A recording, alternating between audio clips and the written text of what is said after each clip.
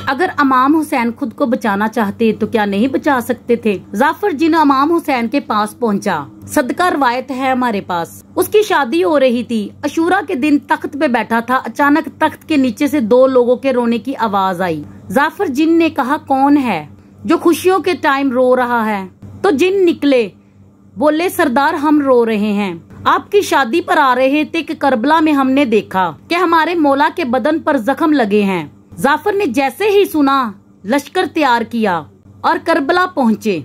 जब करबला पहुँचे, अंबिया मला मखलूक जो नजर नहीं आते वो खड़े थे और सोच रहे थे कि मौला तक कैसे पहुँचे। इमाम हुसैन ने आवाज लगाई, मौला के करीब आया और इजाजत मांगी, मौला इन सब को खत्म कर दूं। मौला फरमाते हैं, मैं इजाजत नहीं दे सकता। कहा, क्यों? फरमाया, खिलाफे अदल है, तू इनको देख रहा है, वो तुझे नहीं देख रहे। जाफर जिन ने बोला, मौला इंसानी भेस में आकर लड़ूं? फरमाया, नहीं। मौला हुसैन ने फरमाया, मेरा इस दुनिया से दिल भर चुका है, वापिस चला जा। वो घर वापिस आ गया। जब घर आया तो माँ पूछती है, रो क्यों रहे हो? कहने लगा, करबला में मेरे मौला हुसैन के ये हालात देख कर आया हूँ।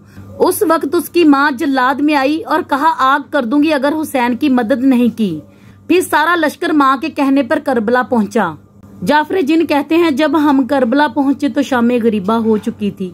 हुसैन चाहते तो खुदा गवाह है, इस लश्कर को एक बद्दुआ की जरूरत थी ना।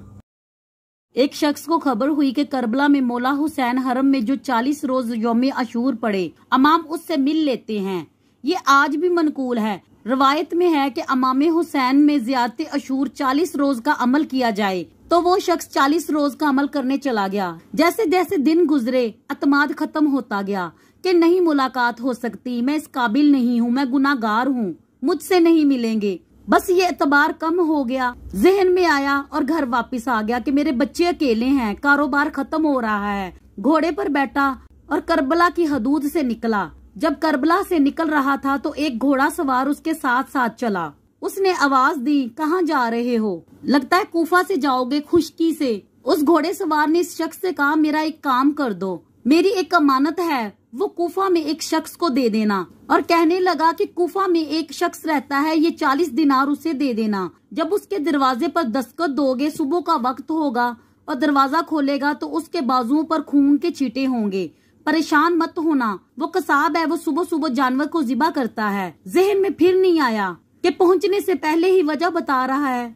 ये मौला का अमल है कि जब मुलाकात होती है तो सोचे और दिमाग वहीं पे रुक जाता है, और फिर जब मुलाकात हो जाती है तो वहीं से जहन शुरू होता है। जब घोड़ा सवार वापस पलटा तो उसने आवाज दी, अगर वो पूछे तो आपका नाम क्या बताऊं? तो घोड़े सवार ने आवाज दी कि कह देना कि बकिया ने दिए हैं। वो शख्स चला गया। शब्बे सुबह वहाँ पहुँचा, उस कसाब के दरवाजे पर दस्तखत दी। अंदर से वही शख्स निकला, बाजुओं पर खून के छींटे। मैं करबला से आया हूँ, ये 40 दिनार करबला से दिए हैं। उस शख्स की आंखें खुली की खुली रह गई। अंदर गया, लिबास तब्दील किया, वजू करके बाहर आया और कहा, जहमत हुई, मेरी वजह से आपको माजरत चाहता हूँ।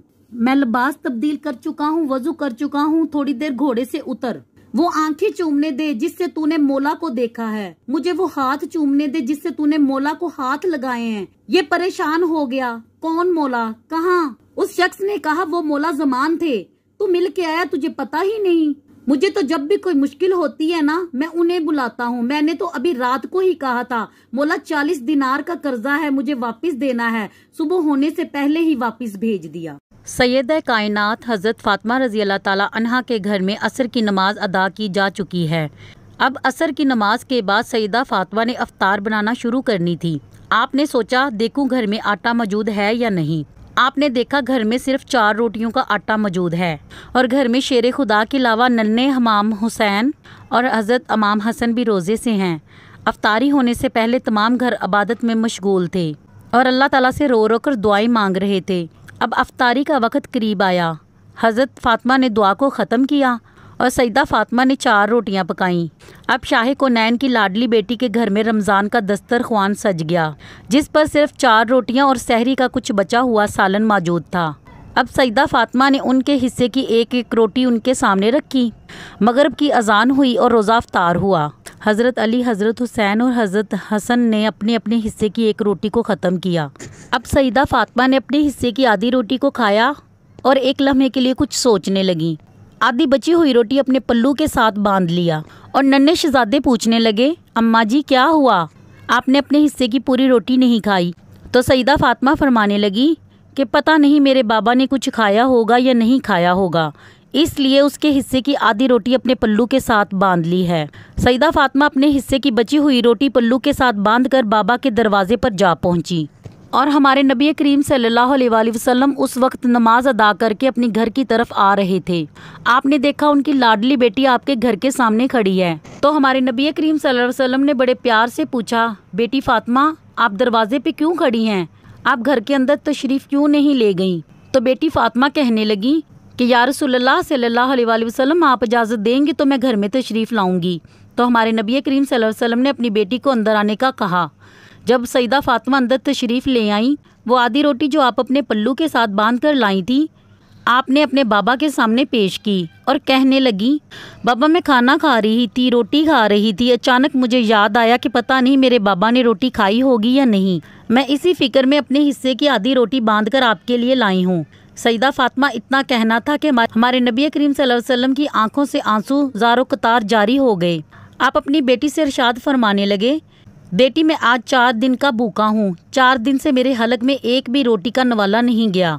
दोनों बाप बेटी ज़ारो कतार रोने लगे। हमारे नबी करीम सल्लल्लाहु अलैहि वसल्लम ने वो रोटी सईदा फातिमा से ली और सईदा फातिमा कहने लगी, बाबा जान आज रोटी मैं आपको अपने हाथों से खिलाऊंगी।